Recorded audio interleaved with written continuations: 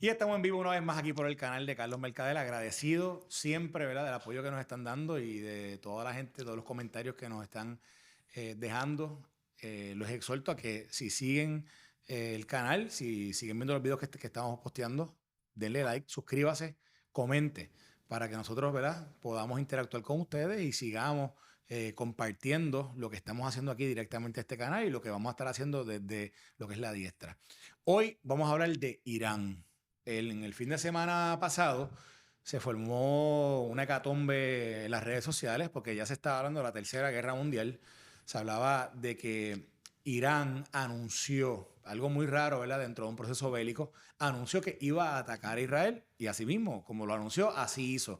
Envió cerca de 300 drones, que si usted ve el mapa, y ahorita vamos a ver si podemos enseñarlo para que usted entienda lo que significa un ataque de drones desde Irán hasta Israel, pero así lo hicieron, lo tiraron los drones y pasó un tiempo. Entonces, entre lo que eso ocurrió, entre lo que enviaron un dron en lo que llegaba allá a Israel, la verdad que hubo toda serie de especulaciones, pero nosotros, para no especular y hablar con la que hay, hemos traído aquí a un buen amigo, pero también que es un experto en todo lo que es tema de índole internacional, particularmente el tema de Rusia, el tema de Irán, el tema, bueno, es un tema de allá afuera, de esa área allá, y aquí el hombre sabe de eso. Está aquí con nosotros el licenciado Orlan Castro, a quien todo el mundo lo conoce como Nieto o Mr. Tonitas. Así que, Orlan, ¿cómo estás? Muy bien. Gracias, Carlos, por la invitación. Nacho, gracias a ti por sacar tu tiempo. Yo sé que esto es complicado ¿verdad? Todo el mundo está ocupado, pero a ti te encanta hablar de estos temas. Tú eres, Sí, digamos que sí. sí, a todo el mundo en las redes sabe que tú eres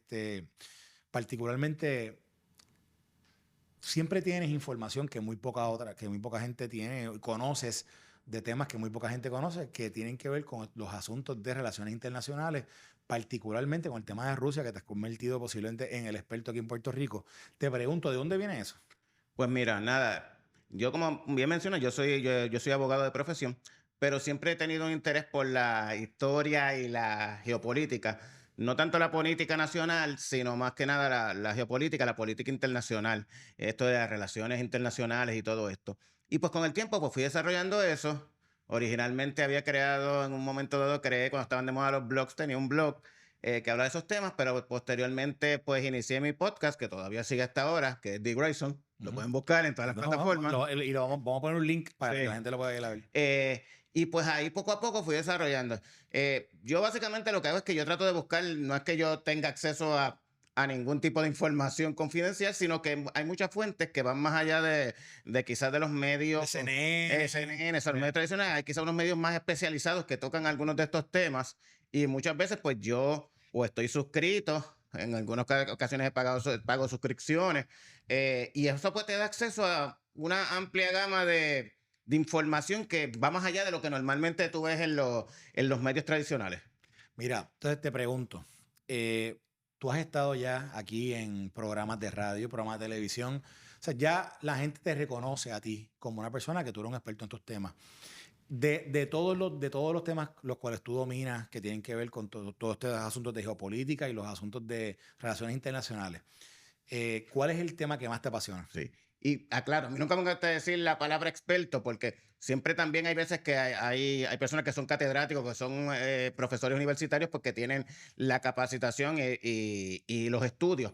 Yo digo que puedo decir que soy un gran aficionado a todos esos Pues, mismo un temas. experto Exacto. aficionado, o sea, una Exacto. persona, un autodidacta que Como digo, experto amateur, sí, analista sí, amateur. pero obviamente lleva Exacto. mucho tiempo estudiándolo, así que, pero de todos los temas, pudiéramos decir que el tema de Rusia es el tema que más, últimamente tú le has dado bien duro. El tema de Rusia y lo que tiene que ver también con el Medio Oriente, pues Medio también. Oriente. Ok, pues mira, vamos directo al tema de Irán y Ujú, después vamos a brincar a Rusia, porque viste la introducción que hice. La ujú. introducción que hice fue lo que ocurrió este fin de semana, que todo el mundo lo vio, o sea, todo el que está en las redes sociales sabe que alguien leyó Tercera Guerra Mundial y vamos a empezar por allí. ¿Vamos en camino a la Tercera Guerra Mundial? Bueno, dado los acontecimientos que sucedieron este fin de semana, no. En este momento no. Siempre existe esa posibilidad y esa posibilidad surge y es algo que los medios poco a poco han ido como que creando esta histeria. Pero más que nada es porque sí existe un conflicto que está activo, que está en Europa, que es el de Rusia con Ucrania. Ahora originalmente desde octubre 7 estaba el conflicto de Israel contra Hamas y contra toda esta serie de grupos insurgentes, grupos yihadistas. Ahora la cosa se complicó porque porque Israel ya no entró en un conflicto contra un grupo terrorista como tal, sino contra una nación que es bastante poderosa. Estamos hablando de Irán, estamos hablando de 90 millones de habitantes, una potencia regional. Pero siempre existe ese temor, también teniendo en cuenta que existe otro conflicto que está, como quien dice, en la nevera, que es en el Pacífico, todo lo relacionado a China y Taiwán, que siempre ese es el conflicto que la mayoría de las personas piensan que puede estar en una tercera guerra mundial porque tenemos un conflicto en Europa, en el cual, aunque Estados Unidos no está involucrado directamente, está involucrado indirectamente en cuanto supliendo armamento, supliendo asistencia, equipos y dinero, y al igual que pasa con el conflicto con Israel, pero que si surgiera cualquier conflicto en el Pacífico, en el mar de China Meridional, específicamente el conflicto con Taiwán y China, pues ahí muchos especulan que Estados Unidos tendría que haberse involucrado directamente, y que habiendo todos estos conflictos a la vez, pues quizás pudiera haber un escenario perfecto para una tercera guerra mundial, pero no necesariamente es así. O sea, no necesariamente el hecho de que Irán e Israel entren en este conflicto significa que hay una guerra mundial. No, no, de ninguna manera. Y eso yo creo que pues, lo hemos podido ver con lo que se vio este fin de semana. Podemos tener una idea de por qué no sería un conflicto mundial.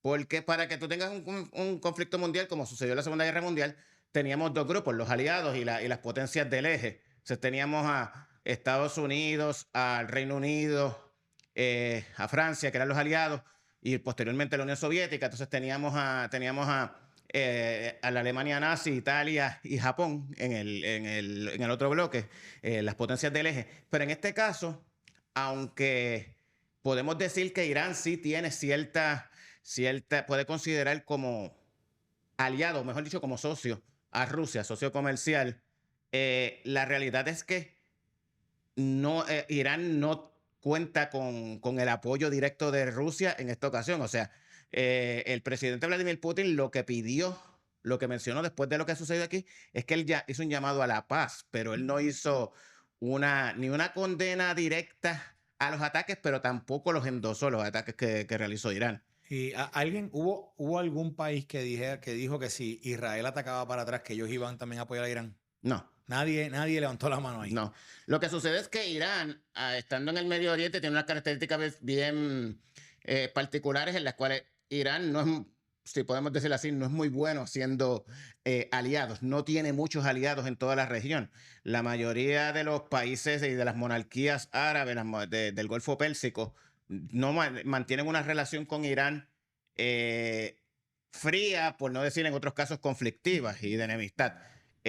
Y eso se vio incluso en el hecho de que cuando sucedió este ataque en la noche del sábado, en la madrugada del domingo, muchos de los países, por ejemplo Jordania, que es un país, una monarquía musulmana, árabe, participó junto con Estados Unidos y el Reino Unido. Primero que cerró su espacio abierto, su espacio aéreo para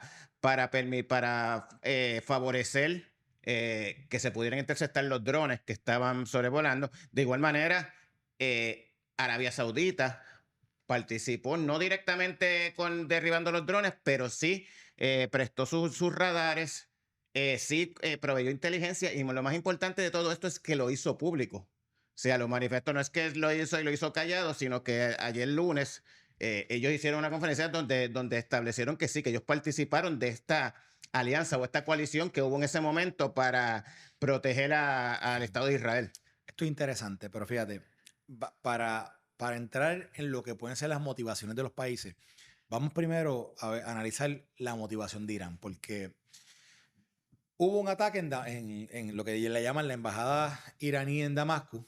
La realidad del caso es que se dice que allí era la sede del ejército revolucionario iraní, que es un ejército que es una facción del ejército que es considerada por Estados Unidos como un ejército terrorista. E Israel le ataca porque dicen que ellos estaban apoyando los ataques que estaba haciendo Hamas a través de sus aliados a Israel. ¿Eso es correcto? Sí, el ataque, el primero de abril, que de por sí es una fecha clave, porque el 1 de abril se cumplía, era el 45 aniversario de la fundación de la República Islámica de Irán, Okay. que fue proclamada el 1 de abril del 1979. Así que dentro de todo, el ataque de Israel tenía también un aspecto simbólico, más allá de que estaba buscando un objetivo estratégico. El ataque no fue directamente a la embajada, es a un anexo, un edificio anexo de la embajada, que ellos identifican, que Israel identifica, y que la mayoría de la inteligencia de Estados Unidos y del Reino Unido y varios países occidentales identifican que ese anexo, ese edificio era utilizado como un headquarter, como un cuartel de la Guardia Revolucionaria Islámica de Irán. Para los que no sepan, la Guardia Revolucionaria Islámica de Irán, Irán tiene una particularidad que es un país que tiene dos ejércitos. El ejército regular y su fuerza aérea, su marina y todo lo demás. Y entonces tiene la Guardia Revolucionaria Islámica, que es un ejército que su propósito principal, tiene dos propósitos principales. Fue creada para proteger la revolución. Responde única y exclusivamente al líder supremo, al ayatollah Khomeini. Ni siquiera al presidente ni al parlamento responde a ellos. Fue creado precisamente porque cuando se sucede en el 1979, cuando sucede la Revolución Islámica y ascienden al poder los ayatolás, por decirlo así, porque ayatollah es un rango como tal de un clérigo dentro del Islam chiita. Cuando ellos asumen el poder, él se da cuenta, el ayatollah Khomeini, que en aquel momento era el líder que dirigió la Revolución Islámica y que logró deponer al Shah y hacer el cambio de gobierno, él entiende que él no puede confiar en el ejército, porque ese es el ejército que de por sí su nombre era el Ejército Imperial de Irán. O sea, ese ejército había sido creado por el padre del Shah, que era el Shah anterior, el emperador, y él tenía dudas sobre la lealtad de ese ejército. Entonces él decidió que esos mismos milicianos, esa misma gente que luchó en las calles durante la revolución, organizarlos, empoderarlos, armarlos, formalizar todo esto para crear un cuerpo alterno, un ejército alterno, básicamente una guardia pretoriana que lo protegiera.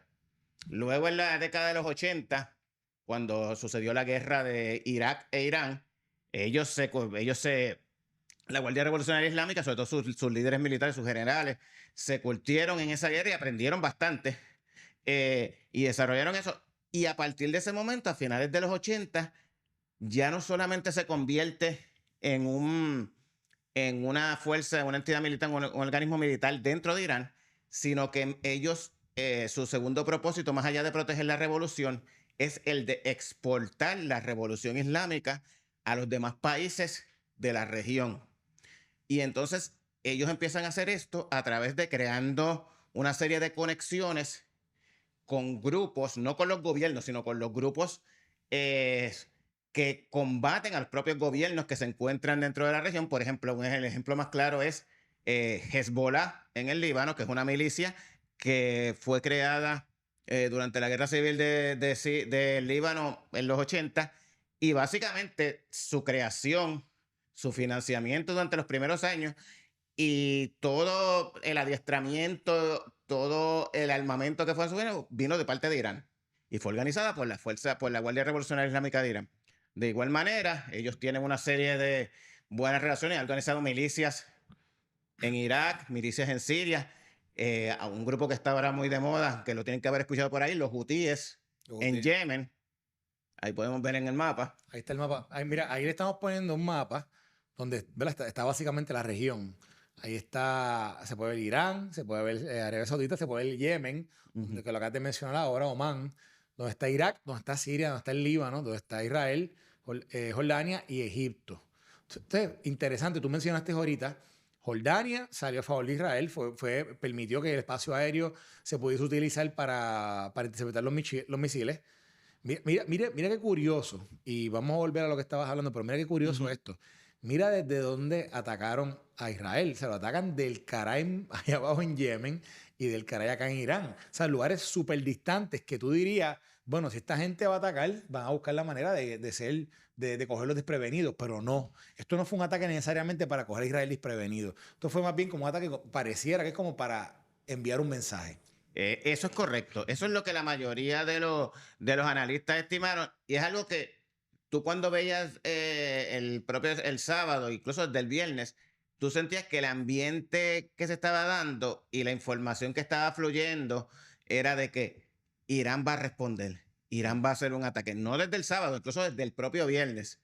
Entonces, hasta tú llegas al punto que tú te pones a analizar hasta qué punto un ataque es efectivo si tú estás anunciándolo con tanto tiempo de anticipación.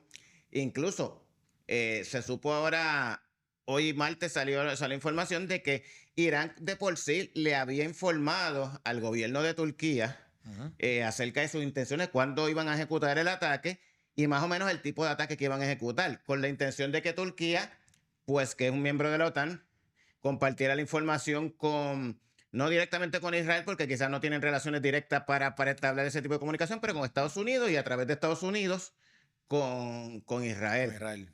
Y entonces no es solamente eso, sino que no es que solamente lo estaban anunciando desde días anteriores y que habían filtrado esa información, sino que en el momento en que se desarrolla todo, tú podías seguir en las redes sociales, si estabas siguiendo medios noticiosos del área del Medio Oriente, tú veías que de momento decían, la primera oleada de los drones está saliendo ahora mismo de Irán. Exacto, sí. Y entonces ya tuviste en el mapa. Y se van a tardar 5 o 6 horas. Sí. Te daban hasta el tiempo estimado en que iba a llegar. Exactamente, porque ese tipo de drones que estaba utilizando Irán originalmente son los mismos drones que está utilizando Rusia en la guerra de Ucrania. Okay. Son los que se llaman los drones, son los Shahed 136, son los que se llaman drones kamikaze.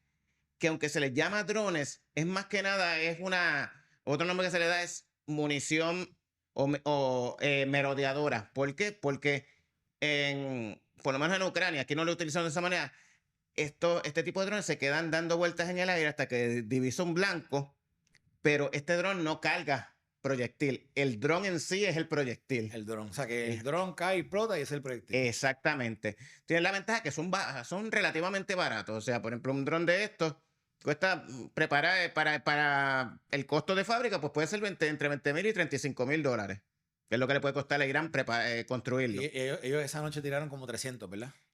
Originalmente habían dicho 300, pero después, según lo que he leído, que fue la información que proveyó Estados Unidos, Israel fue entre 185 y 200. 200. Sí. 200, que 200 por 30,000, pues se fueron 6 millones de pesos ahí. Exactamente.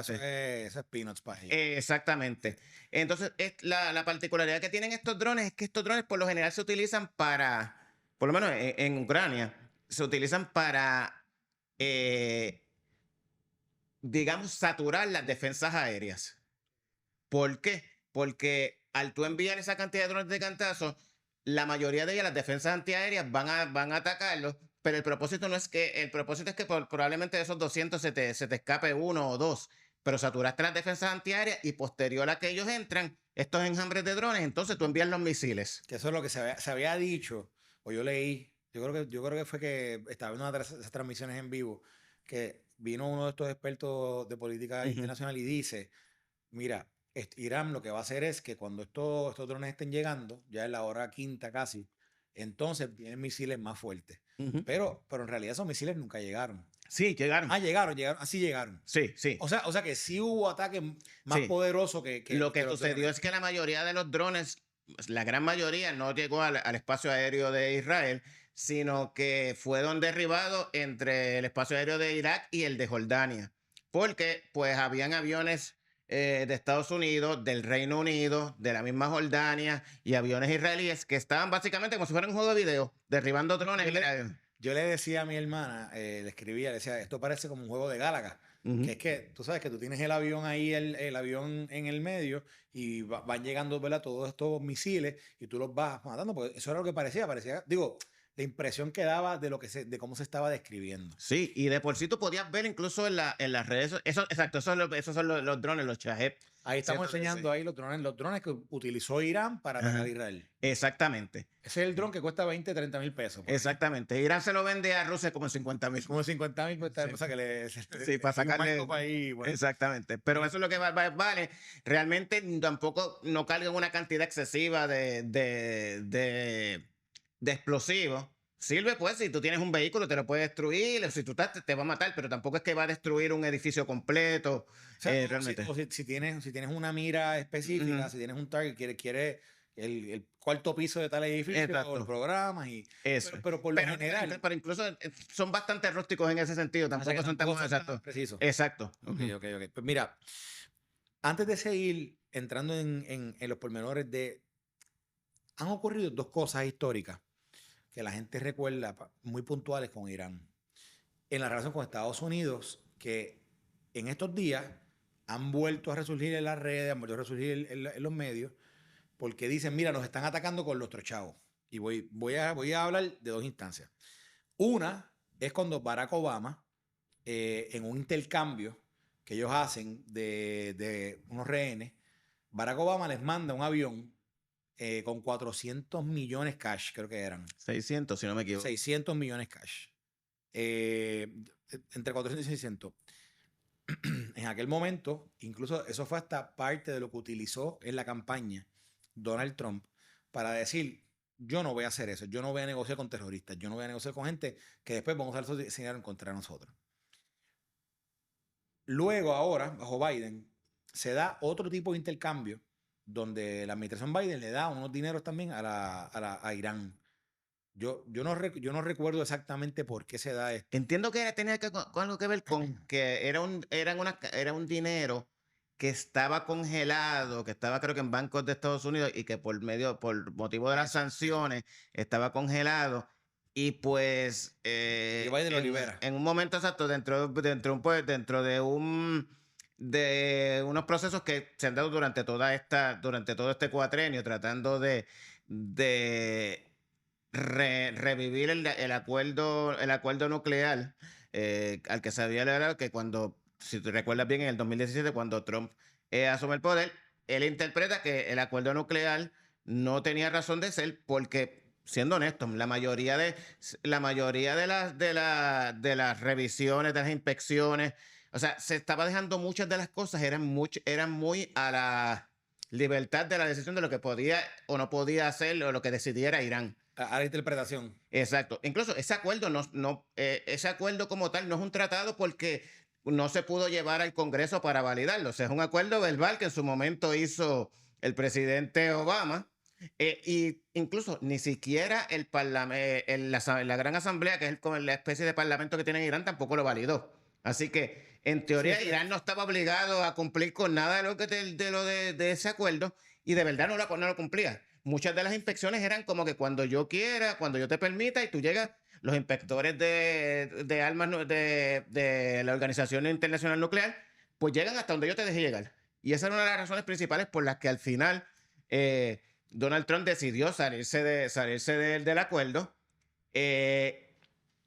Europa trató de mantener tratar de revivirlo, Francia, Reino Unido, e incluso Rusia, pero la realidad es que con las sanciones que se imponía de parte de Estados Unidos, pues era básicamente imposible ejecutarlo. Mira lo que te voy a preguntar, te voy a hacer una pregunta sobre esas dos transacciones. ¿Tú crees que fue correcto de Estados Unidos hacer ese tipo de relación, hacer ese tipo de transacción con Irán? Bueno. ¿Y tú crees que Irán usa ese dinero ahora en contra de Estados Unidos o en contra de los intereses de Estados Unidos en el mundo? De este último, la última cantidad que fueron liberadas recientemente bajo la administración de Biden, se supone, y digo nuevamente se supone porque no hay forma de poder establecer cuál es el uso que se iba a dar, pero alegadamente lo que dijo la administración Biden fue que esos millones que fueron liberados, que fueron descongelados, solamente podrían ser utilizados básicamente para todo para la salud, para algún tipo de temas que no tienen que ver con nada de defensa ni de... Pero no había ninguna forma de que Estados Unidos pudiera fiscalizar ese dinero una vez tú lo liberabas. Exacto. Porque ese dinero que daba iba a ser trasladado a unas cuentas en Doha, en Qatar, pero ya después de que estaba ahí, pues Irán tenía el acceso libre y de por sí Irán tiene muy buena relación con Qatar, con el Emirato de Qatar, así que tampoco es como que los cataríes van a ser los más fiscalizadores Sí, y no es como que le va a decir, sí, mira, te vamos a dar un reportito todas las semanas de en qué lo estoy usando. Mira, vamos a ver el video rápido de, esto es Joe Biden. Know how bad he is, know how much he's misrepresented, know how he's getting close to getting us in a war. I said, as the walls close in on this man, I'm worried he's going to get us to war in Iran. Unfortunately, I may have been right. The fact of the matter is there's a lot at stake in this election. The world has changed. I wonder, Mr. President, what you would say to him if he is considering using chemical or tactical nuclear weapons. Don't. And I wonder, what is your message to Hezbollah and its backer, Iran? Don't. ¿Habías visto ese video anteriormente? No. Okay, bueno, en ese video, Biden, una pregunta que le hacen sobre el tema de Irán, él dice que si Donald Trump asume el poder, que sería un peligro de guerra contra Irán. Esto es interesante porque si te remontas al 2016, esto fue 2020, el 2016 cuando fue la primera campaña política de Donald Trump, en aquel entonces contra Hillary Clinton, se hablaba también de que Donald Trump era un peligro en la medida en que tú no sabías cómo él iba a manejar las relaciones internacionales de geopolítica y cómo él iba o cómo podía ser una amenaza de guerra si él tomaba las riendas de los Estados Unidos. Sin embargo, bajo su presidencia no hubo guerra. O sea, no hubo una guerra iniciada por él. Estados Unidos participaba todavía en Afganistán, participaba todavía participa todavía en conflictos bélicos, pero que le precedían, no fueron necesariamente iniciados por él.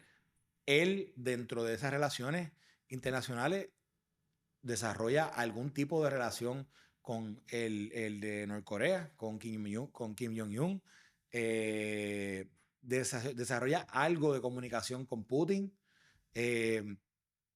baja las tensiones, que en algún momento, cuando se veía que iba a haber como que algo que quizás estaba como que medio en ebullición, él tiraba un tweet, decía algo pasaba o algo manejaba que de momento, ¿verdad?, no explotó ningún conflicto bélico. Llega Biden al poder y ocurren estas cosas. Primero ocurre la guerra de Ucrania, que sabes que en gran medida se cuestiona hoy en día lo que fue el inicio, que inicialmente como que hubo mucho apoyo hacia Ucrania.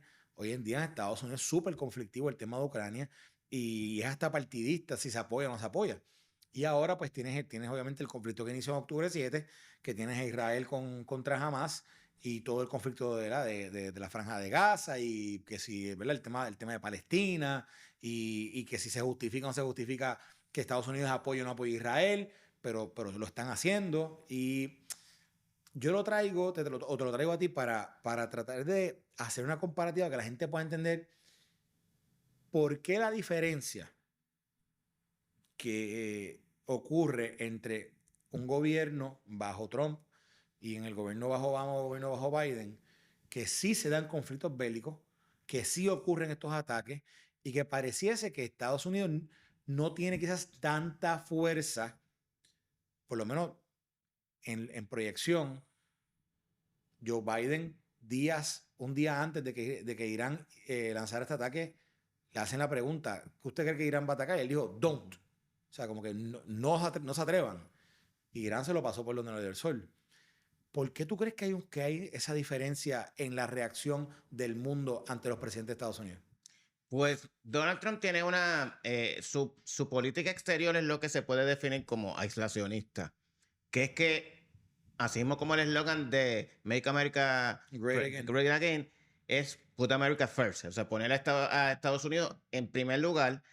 Y en cierta manera, por eso tuvo cierto conflicto con los países europeos o los otros países de la OTAN, porque los confrontó con algo que de por sí ya lo había dicho anteriormente Obama y el propio Biden, que era que la mayoría de los países miembros de la OTAN, en los países europeos, no estaban contribuyendo con el 2.4%, creo que es lo que les toca de su presupuesto de invertir en defensa como parte de la alianza, y pues que muchos de ellos dependían, se habían recostado de que para eso estaba Estados Unidos y que Estados Unidos iba a invertir el dinero necesario, eran los que tenían el dinero necesario, así que yo no tengo que invertir esas cantidades y puedo invertir en lo que yo quiera. Varias ocasiones Barack Obama y Biden llamó la atención sobre eso a los demás países europeos de la OTAN. Lo que sucede es que, pues obviamente, la forma en la que lo hace Trump, con su estilo tan característico, pues le cayó mal a muchos de esos líderes, pero lo que él decía realmente no era mentira. De por sí, los principales países los países que estaban cumpliendo con las cuotas eran los más pequeños, que da la casualidad que también eran los que están más cerca de la frontera con Rusia, como Estonia, Lituania, Eslovenia. Todos estos que ya de por sí, por haber pertenecido a la Unión Soviética, ya ellos en su idiosincrasia ellos tienen un temor, y Polonia, seguro, por ejemplo. Pero grandes potencias como Alemania, Francia, Países Bajos, no estaban cumpliendo con sus cuotas. Italia. Entonces, ahí es que decide Donald Trump, como quien dice, jalarle las orejas y decirle, mira, porque si no, nosotros nos vamos y abandonamos la OTAN y vamos a ver cómo ustedes se resuelven.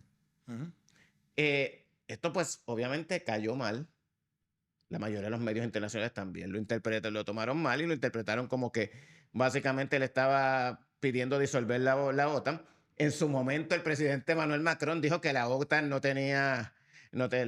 NATO no tenía ya razón de ser. Eso lo dijo en el 2019 y posteriormente cuando sucedió la invasión de Ucrania pues cambió completamente. Porque en su momento el propio Macron dijo que Europa debía olvidarse de la OTAN y debían crear su propio ejército regional, lo cual yo no sé cómo lo iban a poder lograr, porque...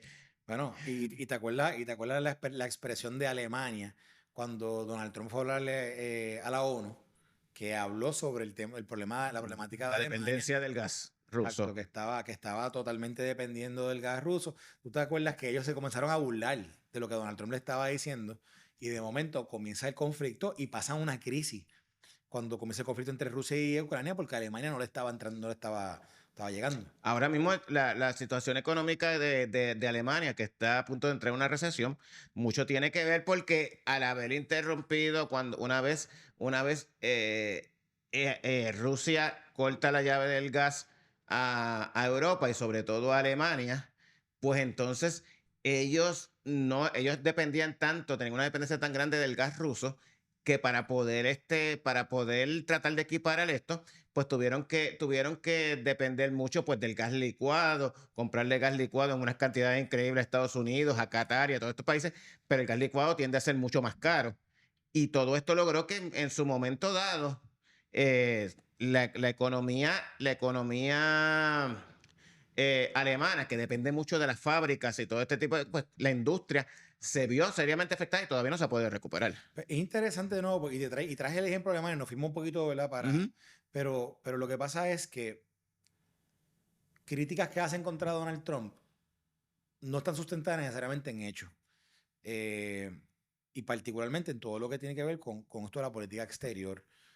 Tú acabas de definir lo que es Donald Trump, quizás lo que es en su política, que es... él se aísla en la medida en que él dice, yo me encargo de Estados Unidos, ustedes encárguense de lo suyo. Eso es básicamente lo que él le está diciendo. Pero hizo advertencias o tomó medidas que en realidad redundaron en cosas que están pasando. Y particularmente también el tema con Norcorea.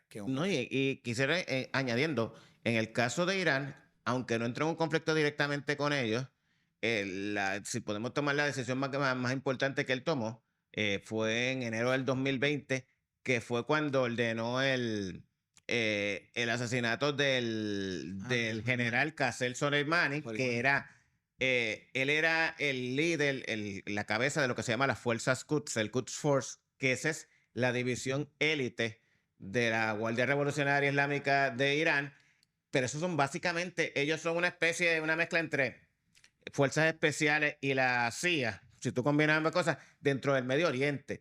Y la muerte de Soleimani, más allá de que fuera un general fue un golpe bien grande para sí, porque él muchos lo consideran que después del Ayatollah Khomeini estaba él, su figura, aún por encima del presidente, porque su popularidad, él era considerado básicamente como un héroe, básicamente un santo.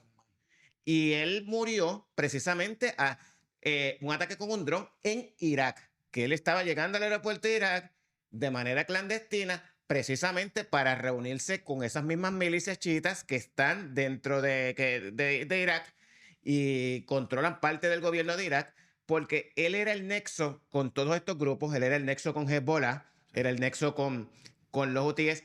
Era una figura yo había visto un documental que hablaba que era una figura tan carismática que incluso él no solamente hablaba persa, él aprendió a hablar árabe, y él hablaba árabe para poder comunicarse con los líderes de Hamas, con los líderes de Hezbollah. Él hablaba hebreo.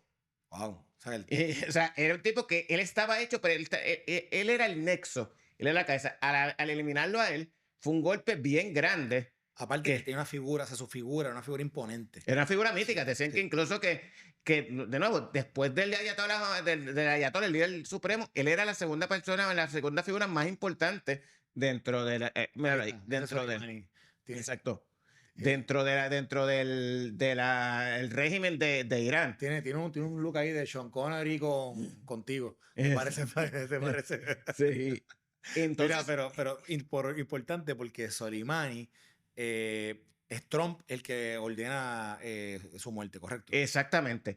Y aunque en su momento se consideraba como que era algo como que peligroso entrar en eso porque eso podía provocar una respuesta de Irán, la única respuesta que hubo de Irán fue algo parecido a lo que pasó con Israel este fin de semana. Ellos enviaron unos misiles para una base de Estados Unidos en Irak, pero ellos avisaron antes a qué base era que iban a atacar y todo lo demás para que no hubieran bajas y la cosa no fuera a escalar y no entrara en un conflicto mayor con Estados Unidos. Simplemente era algo como simbólico porque necesitaban salvar la cara frente a su pueblo. Ok, pero entonces, ¿por qué tú crees que las administraciones Obama y Biden entran en este tipo de diplomacia con Irán? Si al final del día, Irán siempre va a ser un enemigo de Estados Unidos.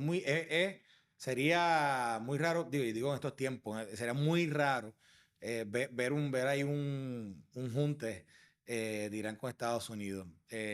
Las diferencias filosóficas, las diferencias ideológicas. No, incluso la administración Biden, cuando entra al poder, entra al mismo tiempo que trata de renovar las relaciones con Irán, y digo relaciones entre comillas, para colmo entonces entra en un conflicto directo con Arabia Saudita, que hasta cierto momento, hasta hace unos años atrás, era el principal aliado de Estados Unidos en la región, que sí, que Biden lo había llamado asesino al príncipe Bin Salman, a Mohammed Bin Salman, por el caso del periodista, se me olvidó ahora el nombre de él, Khashoggi, que murió en la embajada en Turquía.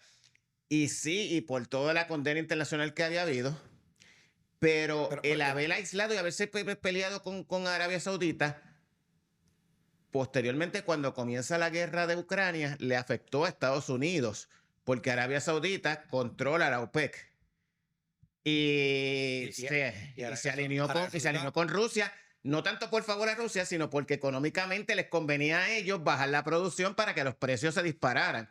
Y por eso durante todo el 2022 tuvimos unos precios extremadamente... Sí, exacto. Porque Arabia Saudita estaba dispuesto que el dinero que perdieron en el 2021, el 2020 y 2021 por la pandemia, que los precios que hayan subido, pues ellos lo iban a recuperar. Y interesante porque Arabia Saudita fue el mayor aliado de Estados Unidos, incluso en el conflicto en Irak. Exactamente. Y para el que no tenga conocimiento, pues Arabia Saudita e Irán son poderes encontrados siempre. Porque ellos son las dos potencias del Medio Oriente y son las dos potencias del mundo islámico. Lo que pasa es que uno es la potencia principal dentro del Islam sunita, y Irán es la potencia principal dentro del Islam chiita.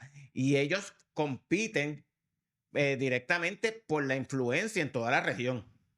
Es tan increíble, ¿verdad? Toda la idiosincrasia de esa región, porque siendo posiblemente del Islam la mayoría de estas regiones y dejándose llevar, ¿verdad? Por esta filosofía, ¿cuántas diferencias hay entre ellos mismos? ¿Verdad? Sorprendente. Y lo bélico que han sido esas relaciones entre ellos mismos. Pero aparte de eso, de nuevo, vamos a volver al tema de los de Biden. Pues que yo todavía me pregunto, Orlan, ¿por qué es que el cambio en política es tan drástico entre lo que vimos de nuevo, Obama, Trump, Biden? ¿Cuál es la filosofía? Porque tiene que haber una filosofía detrás, quizás tú la has estudiado, yo no la conozco tan bien y por eso te la pregunto. ¿Qué filosofía hay detrás del pensamiento de un Obama o un Biden de decir, vamos a hacer este tipo de relación con Irán? O vamos a entrar en una diplomacia que yo le llamo, de nuevo, un poquito de una diplomacia falsa, porque tú sabes es sobre un terreno súper movedizo, unos intereses bien encontrados y casi, yo diría, casi imposible de armonizar, pero ¿por qué hacer eso? Muchas veces también tiene que ver con el aspecto económico, pensando que si tú logras traer nuevamente a Irán al círculo de los nenes buenos de la política internacional, de la comunidad internacional, o sea, básicamente eliminándole las sanciones, pues si tú permites que ellos puedan entonces vender libremente el petróleo y el gas y no con las restricciones que tienen, pues entonces a la medida que el petróleo, o sea, estamos hablando de las terceras mayores reservas del mundo, en la medida que ese petróleo puede extraer en el mercado, los precios también bajan y te ayuda también a poder bajar el problema de la inflación, que es el problema que durante todo este cuatrenio han estado azotando la administración de Biden y a Estados Unidos en general. Ahora bien, el problema es que eso no te garantiza nada, o sea, porque realmente no te garantiza nada.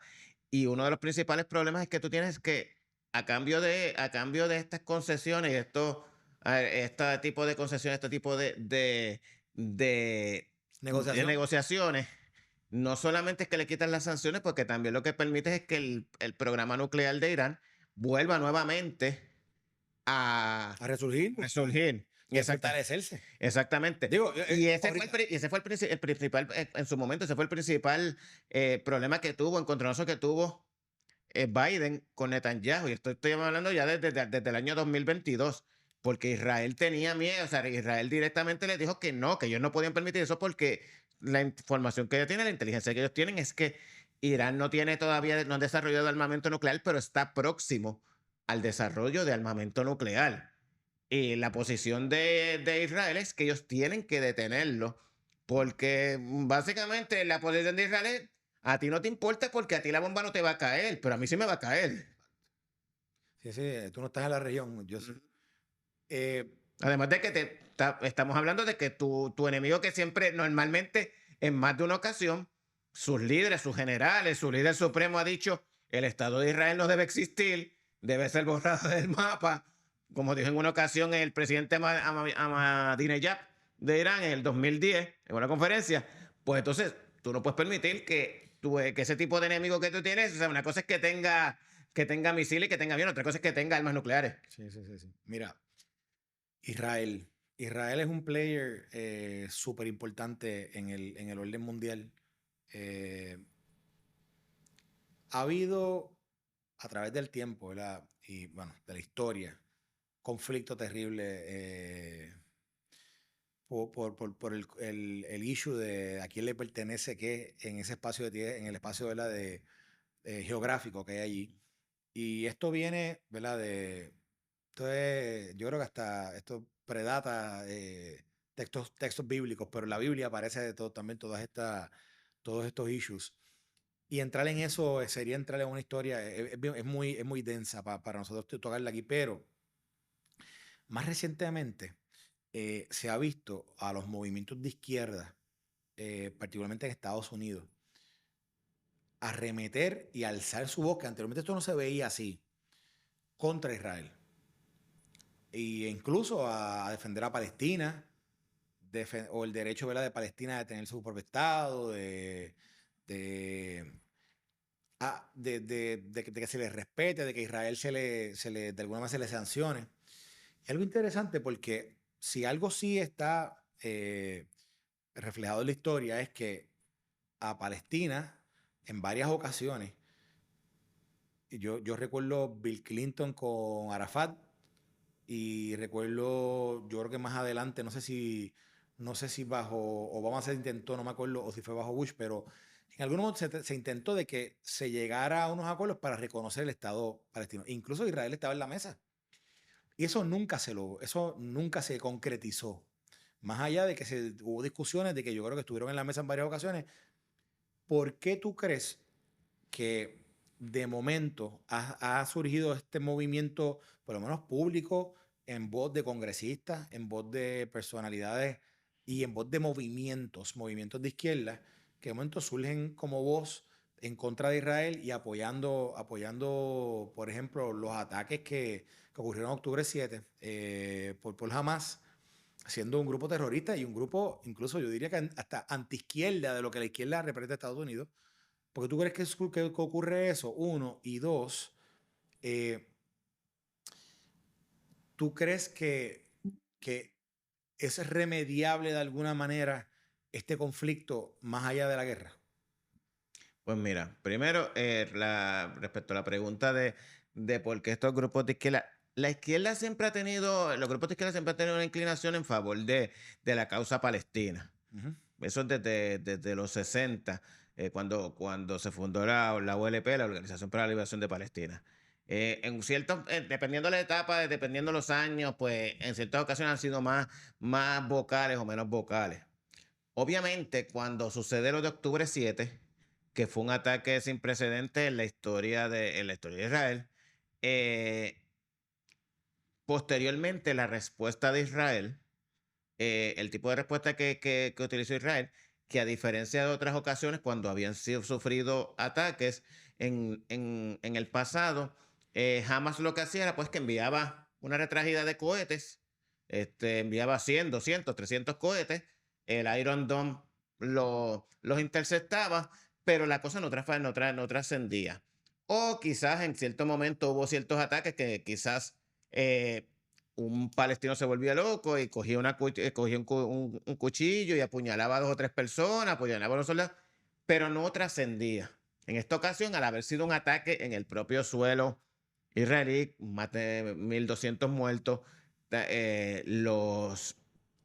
más de cerca de 300 rehenes que fueron tomados, pues en esa situación Israel se encontraba en una posición que se sabía que la respuesta que iba a tener no iba a ser como las otras ocasiones de las cuales simplemente pues bombardeaba donde entendía que estaban las posiciones de Hamas y seguía, porque realmente lo que estaba recibiendo sí recibía cohetes, porque ni siquiera eran misiles, cohetes, pero no pasaba de eso. Y las bajas eran mínimas si era que había.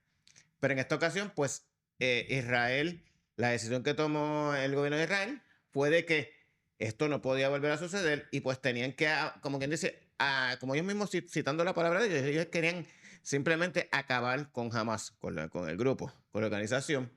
Pero para hacerlo, ellos estaban tenían que no solamente, en esta ocasión no era solamente bombardear, sino que tenían que entrar en el territorio, en la franja de Gaza. ¿Qué sucede? Mucha gente pensaba que iba a ser un error para Israel entrar en la franja de Gaza porque es un lugar urbano que se prestaba para la guerra de guerrillas y que este tipo de conflicto de guerrillas siempre favorecía al grupo al grupo que en esta ocasión que tenía menos recursos que como este caso sería Hamas, porque es su combate urbano, tenían los túneles, conocían el terreno. Israel dijo no. Ellos utilizaron un tipo de filosofía que ellos siempre han tenido. En su filosofía militar es que nosotros somos un país de 9 millones de personas, somos poquitos. Y ellos estiman mucho el valor de los soldados que tienen. Yo no voy a meter mis soldados. Y uno puede pensar que la decisión quizás es un poco brutal, pero ellos dijeron no. Si no hay, el problema aquí es que aquí no hay guerra urbana si no hay edificios. Y no hay túneles. Si los túneles, si yo derribo las entradas de los túneles y pues no pueden salir. Y pues de esa es la manera en la que yo voy a ver, porque yo tampoco voy a soltar mis soldados allí para yo salir una guerra en la cual yo voy a perder 10.000, 12.000 soldados, como le pudo haber pasado a Estados Unidos y al Reino Unido en Irak o en Afganistán. Ellos no decidieron eso. Eso fue una decisión controvertible, que ha sido una decisión controvertible porque ha tenido un costo humano. Y pues el costo humano que ha tenido pues en la guerra, pues ha también exacerbado las pasiones de lado y lado, pero en defensa de la causa palestina, pues eso también ha exacerbado las pasiones de la izquierda. Sí. Y eso en Estados Unidos lo vemos mucho con los grupos progresistas, incluso el propio Partido Demócrata.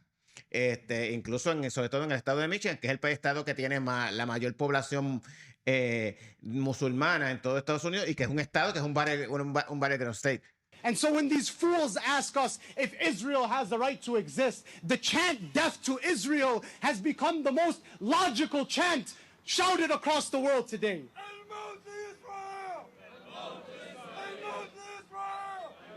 Congresswoman Tlaib, Fox News. I don't talk to Fox News. at a rally in your district, people were chanting "Death to America." Do you condemn? Talk to Fox News. Do you condemn chants of "Death to America"? I don't talk to people that use racist tropes. Why can't? You can use if you ever encounter those Zionist freaks, whether they be Iranian or whatever, all right? Now, I don't drink margaritas, but we all know what a margarita is. We all know what a bar is. So you're going to say, Marg Bar. Marg Bar. Marg Bar Israel. Marg Bar Israel. Marg Bar Israel. Marg Bar Israel. Marg Bar Israel. Marg Bar Israel. Thank you. What does that mean?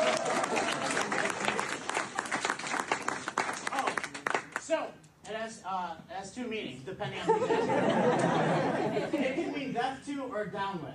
So can we get a Marg Bar America? We can get a Marg Bar America. Yes, we can. Marg Bar America. Marg Bar America. Marg Bar America. Marg Bar America. Thank you. Cuando fue la primaria demócrata en Michigan, la gente que participaba de ese proceso, escogían entre Biden, creo que había uno o dos candidatos más, y había una opción que era que no estaba de acuerdo con ninguno de los candidatos anteriores. Y en Michigan había habido, creo que ya había llegado hasta 10,000 en algún momento, pero creo que fue que en este proceso primarista, creo que llegó a más de 100,000 y era en manifestación en contra de la posición de Israel con el tema del asunto de Israel y Hamas o el tema de Palestina. Interesante que tú lo mencionas, porque es que tiene la mayor cantidad de población de personas de origen del Medio Oriente o musulmanes. Musulmanes. En Político creo que estaba hablando de las encuestas y se refería a Michigan y otros estados en el cual el descontento que pudiera haber con Biden por el manejo de la causa de Palestina, lo que estaba haciendo era que, como en esta ocasión, en estas elecciones, existe un tercer candidato en Estados Unidos que, a diferencia de otras veces, pues se cree que pudiera llegar hasta entre un 8, un 10, un 12%, que es Robert Kennedy. Pues, por ejemplo, se hablaba del factor Robert Kennedy en estados como Michigan, donde la población que estaríamos, la población, el votante de origen musulmán que estaría molesto con Biden, que muchas veces decían, pero esa gente no va a votar por Trump porque Trump no es pro-musulmán, pero tienen una tercera opción, que en este caso sería Robert Kennedy. Y al final, cuando tú empiezas a comparar estas encuestas, a la larga sale perjudicado Biden, porque esa división dentro del Partido Demócrata,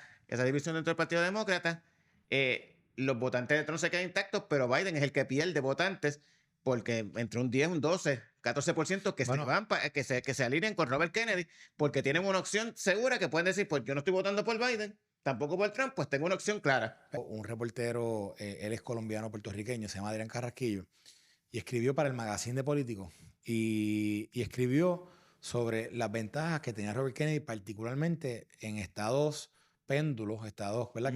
Que lo llaman battleground states, con la comunidad hispana.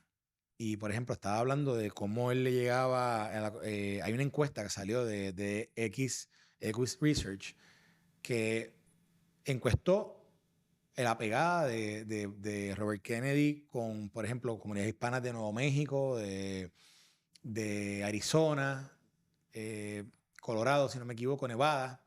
Y entonces decía que con la pegada que tenía Robert Kennedy con ese parte del electorado hispano, que ponía a Biden en segundo lugar después de Trump, porque Trump había hecho unos avances con la comunidad hispana. Interesante que traes tú el ángulo de conflicto Israel-Hamas ¿verdad? En la Franja de Gaza, el tema de Palestina, el tema musulmán dentro de todo esto y la reacción ¿verdad? de los demócratas hacia esto, porque le está trayendo problemas también electorales dentro de lo que significa candidatos que ellos pueden ver como personas que son quizás más aliados a su causa y ven a Robert Kennedy también como una opción. Que yo creo que por eso es que también el Partido Demócrata ha tenido súper problemas con la candidatura de Robert Kennedy.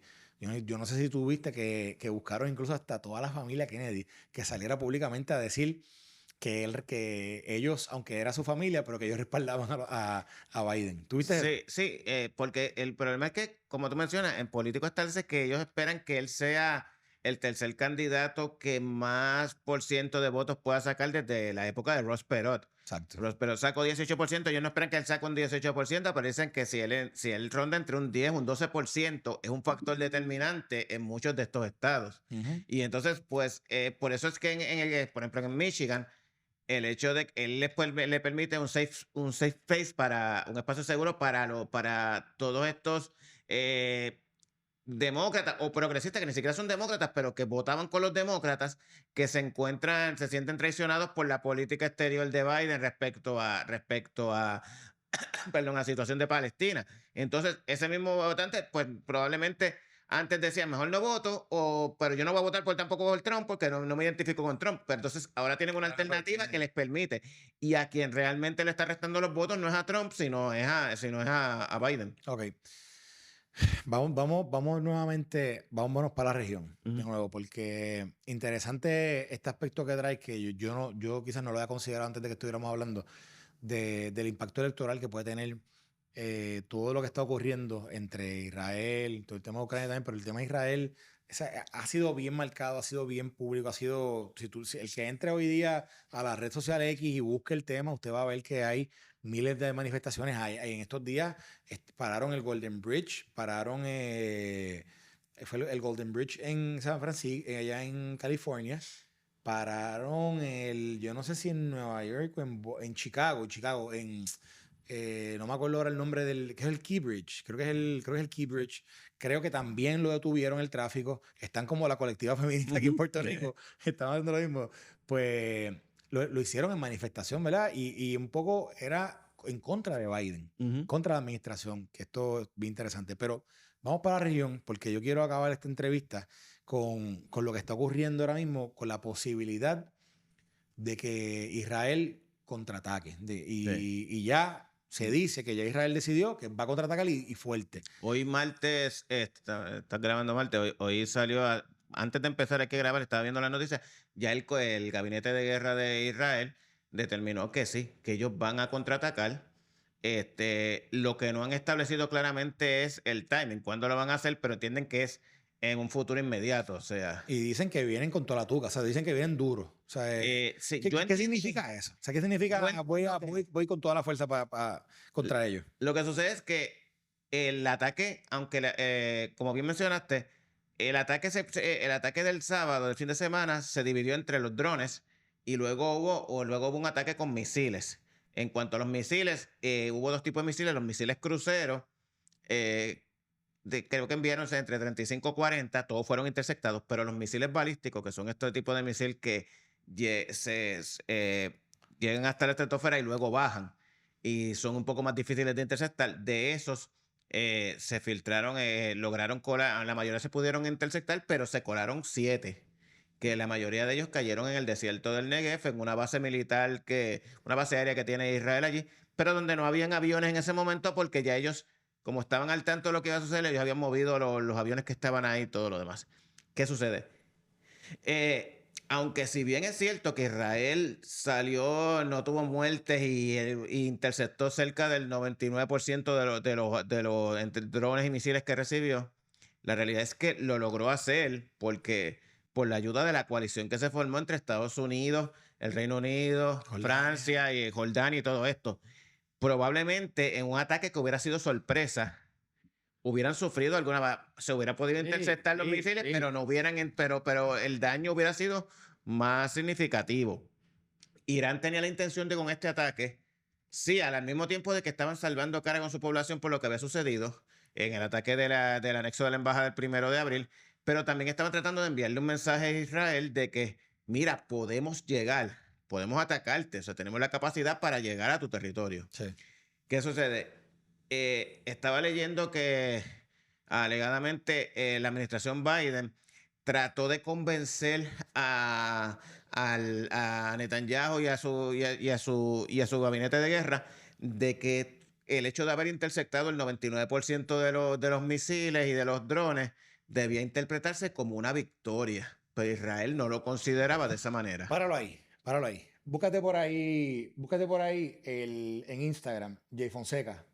Jay Fonseca salió, yo vi un post de ellos en Instagram que decía que como habían logrado interceptar la mayoría de los misiles, además quiero hasta verlo porque es que es importante leerlo, porque él plantea algo que viene de esto que tú acabas de decir, de que supuestamente como Israel logró que no hubiese daños mayores, que no hubiese fatalidades, de que pudo prevenir ese ataque y pudo soportarlo, pues que entonces que Israel no debería hacer nada. Entonces yo lo que planteaba, yo decía, coño, pero está medio al garete que yo te diga a ti o que tú me digas a mí, bueno, Carlos, o sea, te fueron a tu casa, te metieron 20 tiros y tú pues quédate tranquilo, caballo, porque no te mataron. O sea, ¿me entiendes? Es un poco una analogía que quizás no es igual, ¿verdad? Pero sí, como que tú no crees que a Israel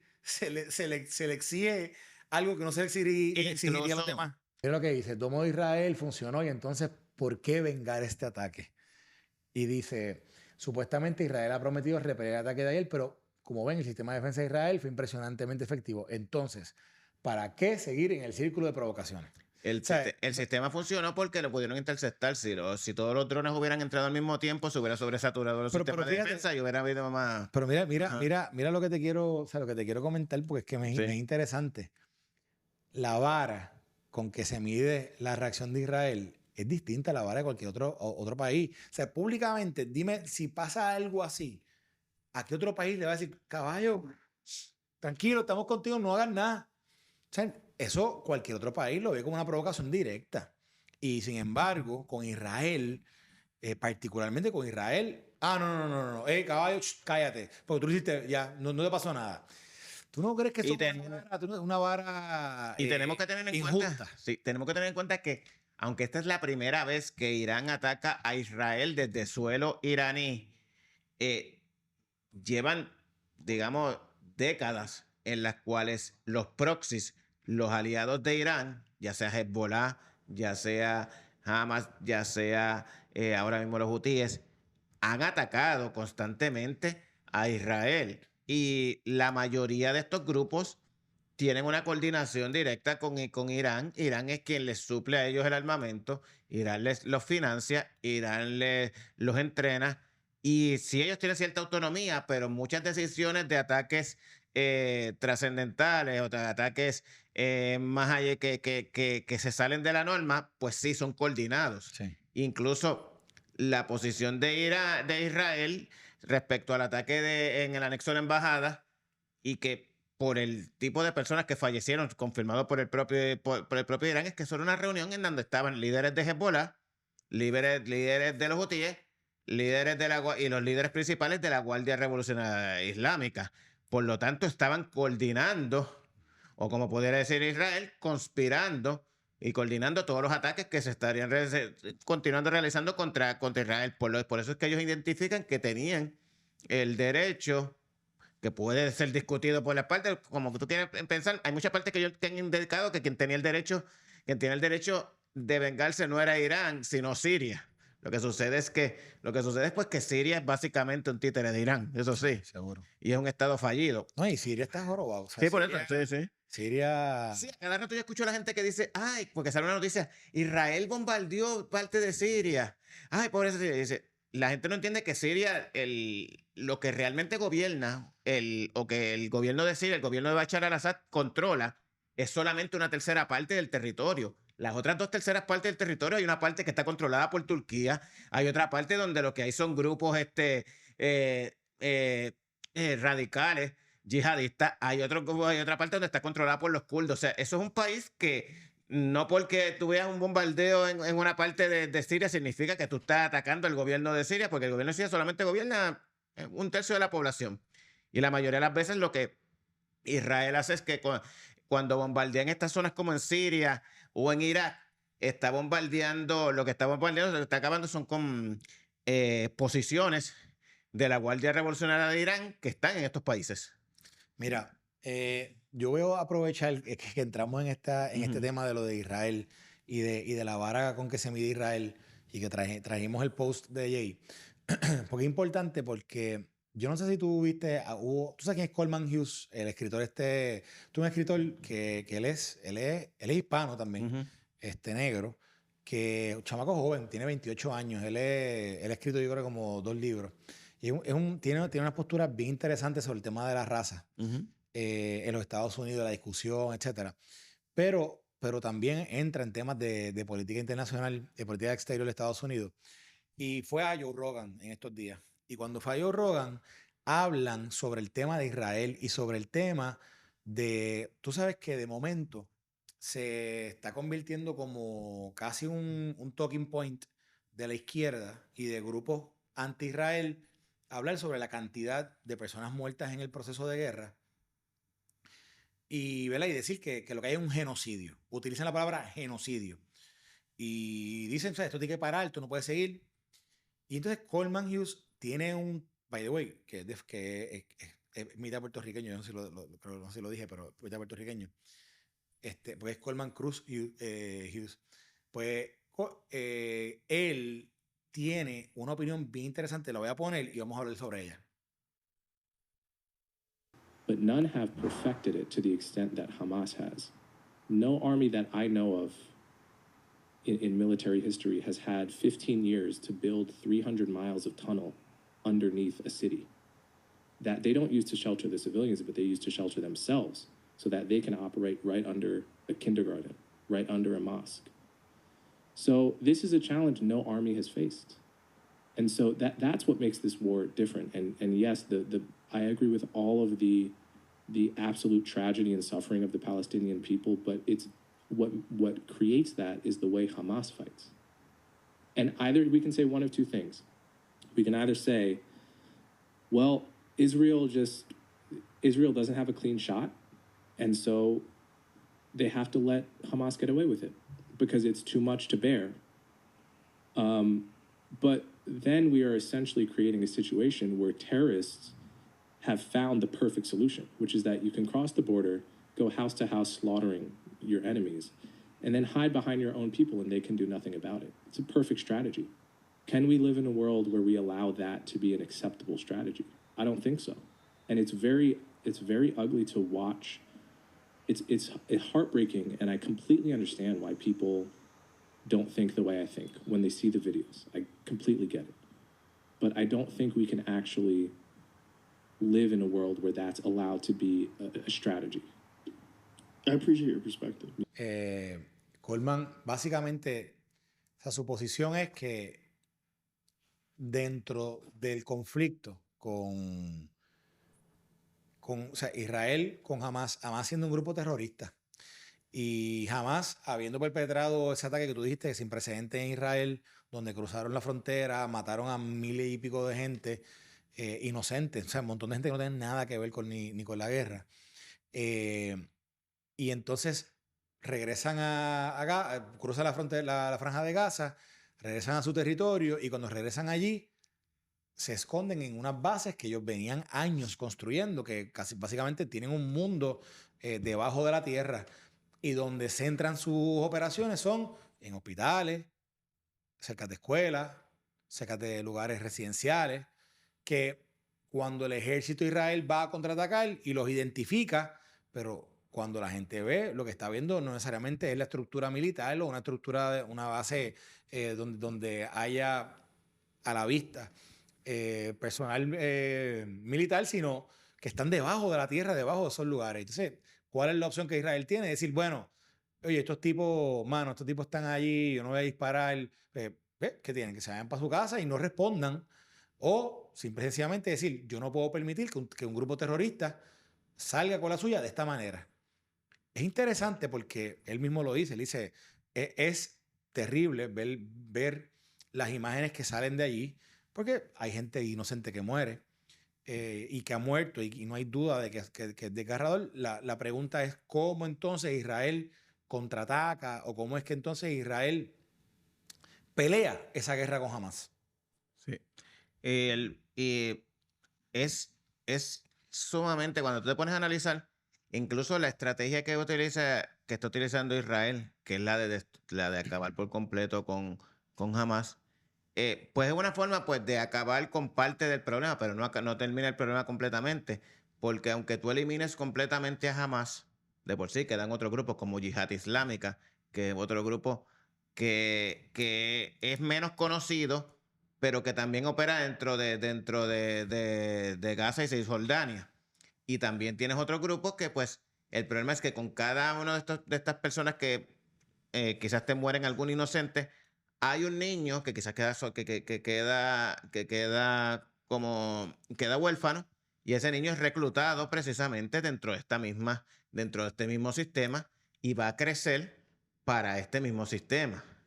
Entonces, es una perspectiva en la cual es un problema, pero al mismo tiempo también tienes el problema que él menciona. O sea, Israel, ¿qué opción en ese momento él tenía?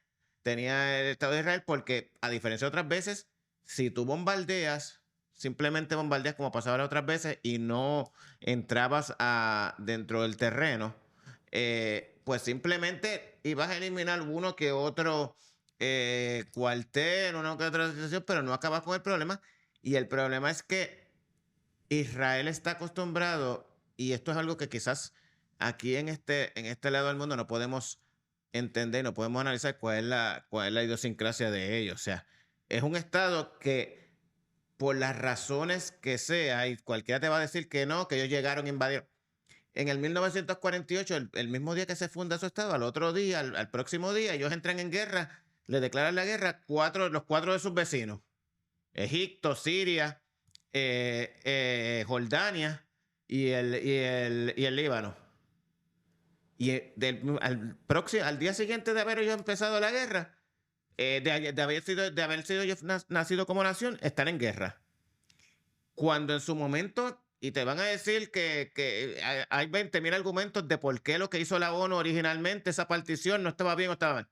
La ONU decidió dividir el territorio de acuerdo a cómo estaban más o menos ubicados. En el área donde había más israelíes, pues ese territorio pertenecía al Estado judío, que todavía no se llamaba Israel, y donde había más palestinos o más musulmanes, más árabes, pues se lo entregaban a Palestina. Israel a regañadientes aceptó la partición, a pesar de que le tocaba menos territorio y que la mayoría del territorio que le tocaba era parte del desierto del Negev. Los palestinos rechazaron la propuesta de la ONU, y la rechazaron ¿por qué? Porque los países que estaban a su alrededor, Egipto, Siria, Jordania, todos ellos, sobre todo Egipto y Siria, le dijeron no lo acepten porque nosotros les vamos a quitar y ustedes van a tener todo el territorio. Sí, vamos a guerrear con ellos y se lo vamos a quitar. Y ellos entendieron eso y ellos confiaron en eso. ¿Y qué pasó? Hubo un momento dado en el cual la península del Sinaí y la franja de Gaza, todo eso estuvo bajo control de Egipto. Y todo lo que era Cisjordania, lo que es ahora el West Bank, estuvo bajo control de Jordania. Hasta la guerra del 66, hasta la guerra de los 6 días, pero desde el 48 hasta el 66 estuvo en control de ellos. En ningún momento ni Egipto ni Jordania ese territorio se lo permitieron a los palestinos para que tuvieran un estado para ellos. Sí. Posterior a la guerra del 66, pues Israel en esa guerra, en la guerra de los 6 días, pues recupera todos esos territorios y se queda con los territorios, y ya de ahí ellos deciden, pues yo no les voy a dar, pues yo no puedo. Intentaron en un momento dado, incluso negociar a cambio de devolver parte de los territorios, a cambio de paz. Pero hasta ese momento no hubo. La paz no vino a llegar hasta los 70, cuando en el 78 Egipto decidió, se convirtió en el primer país árabe que hizo la paz con con Israel para que le devolvieran la península del Sinaí y después Jordania. Pues llegando a ese momento, el Estado de Israel y los israelíes en su momento, ellos se dieron cuenta de que estaban rodeados siempre de enemigos y son un país pequeño, apenas 9 millones de habitantes en estos momentos. Y ellos pues han aprendido una forma de que la única forma que ellos tienen de subsistir es dar el golpe y no pueden sentarse a esperar. Y que lo respeten, si no... Exactamente, porque ellos saben que en el momento en que ellos se vean débiles, ellos entienden que los van a ser pisoteados. Y puede ser una filosofía que muchos dirán, eso es una filosofía de bravucón o lo que sea. En su momento, cuando ellos empezaron, ellos eran los que eran bulleados, no eran los bullies. Sí, sí. Mira, comenzamos esta conversación tuya y mía hablando sobre si en efecto esto puede ser una tercera guerra mundial. ¿Tú crees que tras una respuesta de Israel pudiese este conflicto escalar y que algún otro país se vaya detrás de Irán y lo apoye para ver, hacer un amague? Yo no digo una guerra mundial, pero hacer un conflicto de varios países a la vez. Países no creo, porque el principal aliado de Irán ahora mismo es Rusia, y a Rusia no le interesa que Irán entre en un conflicto porque Rusia depende para su guerra de la producción de armamento y de drones y todo este tipo de misiles que está preparando las fábricas de Irán. En la medida en la que Irán se involucra en un conflicto directo con Israel, todos esos recursos, todo ese armamento, todos esos drones tienen que utilizarlos contra Israel y no se los pueden proveer a Rusia.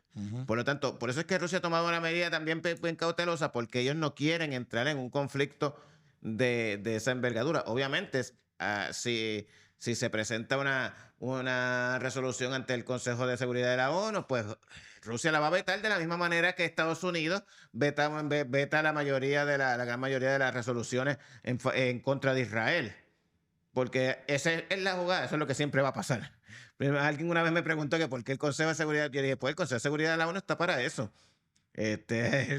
Cada quien va a vetar lo que Estados Unidos siempre va a vetar lo que presente Rusia o China, y Rusia y China va a vetar lo que presente Estados Unidos o el Reino Unido. Y Francia, pues, a veces está por la libre. Bueno, entonces, eso quiere decir que ok, no hay un conflicto o no hay la posibilidad de una tercera guerra mundial. ¿Tú crees que esto pudiera impactar de alguna manera el conflicto Ucrania-Rusia? Sí, ya lo está impactando de nuevo, como te mencioné. Bueno, mencionaste ahora, sí, sí, mencionaste el tema de los pero también en el caso de Ucrania, ahora mismo estaba viendo una entrevista, creo que de Zelensky, en la cual me mencionaba, no me acuerdo para qué medio, creo que era para un medio de Estados Unidos, en el cual estaba diciendo a la periodista que de la misma manera en la que se juntaron en una coalición Estados Unidos, Reino Unido, Francia, Jordania para ayudar a Israel, pues que eso demostraba que los países de la OTAN en Europa podrían juntarse en una misma coalición así para ayudar a proteger a Ucrania de los drones y de los misiles que envía Rusia. Pero es una circunstancia que aunque él trate de equipararla, nunca va a ser lo mismo, porque Irán no es Rusia. Y aunque suene estúpido, sí, Ucrania no es Israel. Seguro. Y la tradición de la relación entre Estados Unidos e Israel es mucho más sólida que la relación que pueda tener Estados Unidos con Ucrania. Exacto.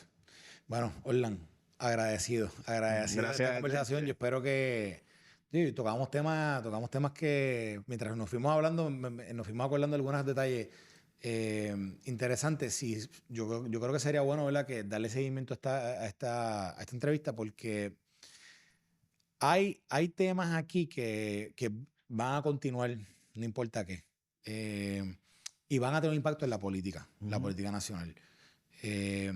Interesante, vamos a tocar temas del tema Trump. Vamos a ver Trump, cómo manejaba estas cosas. Vamos a ir deep, vamos a ir profundo. Y a la misma vez vamos a darle un poquito de historia, porque fíjate, el tema que tú mencionaste del 48, cuando comenzó el Estado de Israel, y lo que sucedió a nivel de diplomacia, a nivel de la ONU y en el momento que se le ofreció a Palestina tener, ¿verdad? tener su estado también, reconocérsele y que ellos se echaron para atrás y lo que ha ido sucediendo con el tiempo, eso no es algo que se discute tanto. Me gustaría hablarlo, pero si aquí usted no lo escucha, usted lo va a escuchar. ¿Cómo es tu podcast? The Grayson. Lo puede conseguir en todas las plataformas, en Spotify, Apple, Google Podcast. ¿Tú lo sacas cada cuánto? O sea, nunca puedo decirle. Regresé luego de regresé este fin de semana, luego de un receso de casi mes y medio. Okay. Porque estás en tu temporada número 5. Algo así más o menos. Sí, normalmente cojo 5 o 6 meses corridos y siempre me tomo un mes fuera. No, tus episodios épicos son, ¿verdad? Cuando hay estos conflictos así que tú vienes y zumbas ahí la información. Que subir algo el sábado, yo decía, todavía falta, ¿para qué te voy a subir algo si todavía no se ha acabado esto? Cuando todo suceda, pues entonces bregamos y vemos lo que sucede. Cuando el humo se cae, pues entonces vemos qué sucedió. Aparte de eso, tú siempre todas las mañanas le mandas un saludito a gente particular que tú creas tu set de gente que merece saludo y gente que no merece Sobre todo los que devuelvan el carrito al corral, en el carrito del supermercado. No dejen el carrito nunca regado. La persona que deja el carro regado en el parking es básicamente la escoria de la sociedad. Mira, ¿y cuál es tu cuenta de Twitter? Me puedes conseguir @MrTonitas_2, porque es la segunda cuenta.